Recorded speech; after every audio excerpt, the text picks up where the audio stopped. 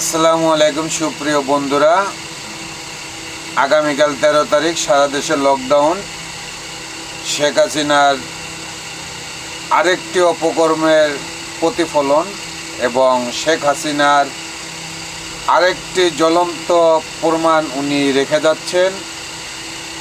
তবে আমি জানি না ওনার রাজনীতিবিদ বা ওনার বুদ্ধিজীবী যারা, তারা এই জ্বালাও পোড়াও করে ওনাকে কিভাবে নির্দোষ প্রমাণ করবে।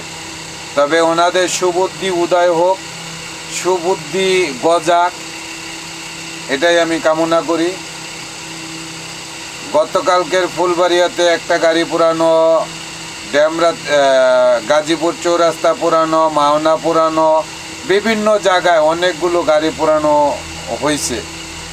এই গাড়িগুলো কারোর তাদের টাকার ক্রয় করা না, এই গাড়িগুলো সাধারণ পাবলিকের। আজকে তারা কেউ ঘর বাড়ি বিক্রি করে, জায়গা জমি বিক্রি করে একটা গাড়ি কিনছে, কেউ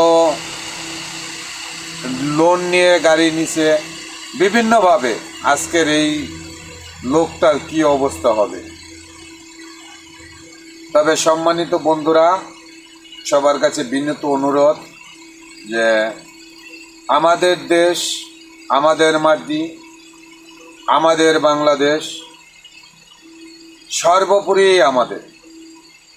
আমাদের সম্পদ আমরাই রক্ষা করব। সবাই ঐক্যবদ্ধ থাকব। এই রকমের প্রতিহিংসামূলক রাজনীতি আমরা রুখে দেব।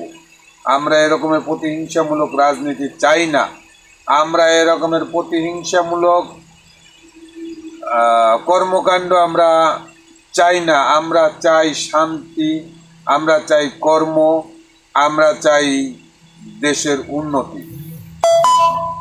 তাই সবার কাছে আমার বিনীত অনুরোধ, আগামীকাল 13 তারিখের লকডাউন আমরা সকলে মিলে একযোগে, এক কথায়, এক ডাকে রুখে দেব। আসসালামু আলাইকুম ওয়া রাহমাতুল্লাহ।